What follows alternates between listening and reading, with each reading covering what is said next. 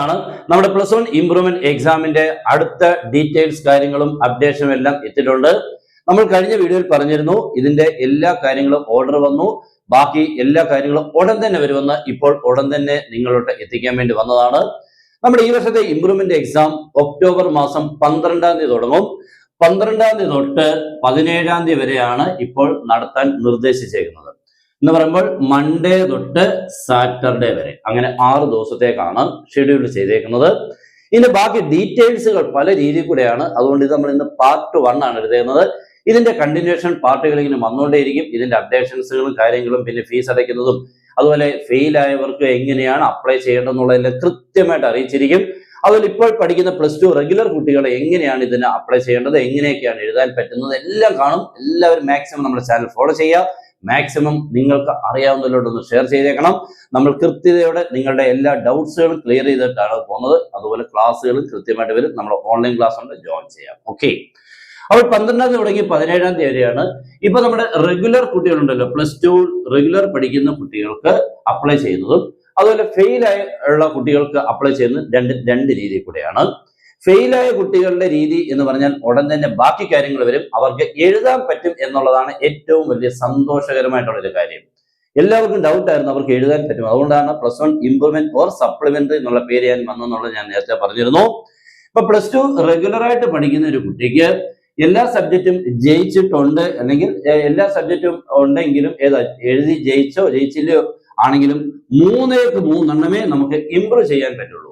3 നമുക്ക് ഇംപ്രൂവ് ചെയ്യാൻ പറ്റത്തുള്ളൂ. അതാണ് ഒന്നാമത്തെ ക്രൈറ്റീരിയ. രണ്ടാമത്തെ കണ്ടീഷൻ എന്ന് പറഞ്ഞു കഴിഞ്ഞാൽ, ഇപ്പൊ നമുക്ക് 6 സബ്ജക്റ്റിനുള്ളിൽ 4 നമ്മൾ അപ്ലൈ ചെയ്തു, 4 എഴുതി 2 ആബ്സെന്റ് ആയി എന്ന് വിചാരിക്കുക. ചില അങ്ങനെ ഉണ്ടല്ലോ, വയ്യാതെ വരുന്നതിന്റെ കാരണവശാലൊക്കെ നമ്മൾ ചിലപ്പോൾ എഴുതാതിരിക്കും. അങ്ങനെയുള്ളവരുടെ കാര്യങ്ങൾ ഒന്ന് ശ്രദ്ധിച്ചോണം. ഈ 4 എഴുതി 2 ആബ്സെന്റ്, അങ്ങനെയാണെങ്കിൽ ഈ 4 ഏതെങ്കിലും 3 നമുക്ക് ഇംപ്രൂവ്മെന്റിന് എടുക്കാം. ഓക്കെ, 4 3 എഴുതിയ 4 നിന്നും 3 നമുക്ക് ഇംപ്രൂവ്മെന്റ് എടുക്കാം. ഈ 2 ആബ്സെന്റ് ആയതോടെ ചേർത്ത് നമുക്ക് 5 വരെ എഴുതാം.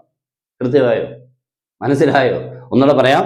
നമ്മൾ ആബ്സെന്റ് ആയ സബ്ജക്റ്റുകൾ നമുക്ക് എഴുതാം, അത് സെപ്പറേറ്റ്ലി.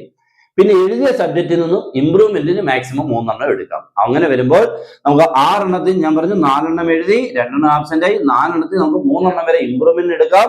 എഴുതാത്ത 2 പേരെയും കൂടെ ചേർത്ത് എഴുതാം. അപ്പൊ 5 വരെ നമുക്ക് അങ്ങനെ ചെയ്യാം ആബ്സെന്റ് ആയ കുട്ടികൾക്ക്. ഇനി ഒന്നുമേ എഴുതിയില്ല, 6 എഴുതിയില്ല, ഒന്നും ഞാൻ തൊട്ടില്ല, എനിക്ക് വയ്യായിരുന്നു, അല്ലെ എന്തിനു കാരണം 6 നമുക്ക് ഇംപ്രൂവ് ചെയ്യാം. ഓക്കെ, അപ്പോൾ ക്ലിയർ ആയി. അപ്പൊ നമുക്ക് എഴുതാത്ത ആബ്സെന്റ് ആയവർക്ക് വലിയൊരു പ്രത്യേകതയാണ്, ഈ ആബ്സെന്റ് ആയ സബ്ജക്റ്റുകൾ എഴുതുകയും എഴുതിയ സബ്ജക്റ്റിൽ നിന്ന് 3 ഇംപ്രൂവ്മെന്റിന് എടുക്കാം. ഓക്കെ, അപ്പോൾ അത്രയും കാര്യങ്ങളാണ്. ബാക്കി ഡീറ്റെയിൽസും കാര്യങ്ങളും എല്ലാം നമ്മൾ ഉടൻ തന്നെ നിങ്ങളോട് എത്തിച്ചിരിക്കും. ഇത് നമ്മുടെ ഇന്നത്തെ ഫസ്റ്റ് വീഡിയോ ആണ്, ഇതുമായിട്ട് ബേസ് ചെയ്തിട്ടുള്ള.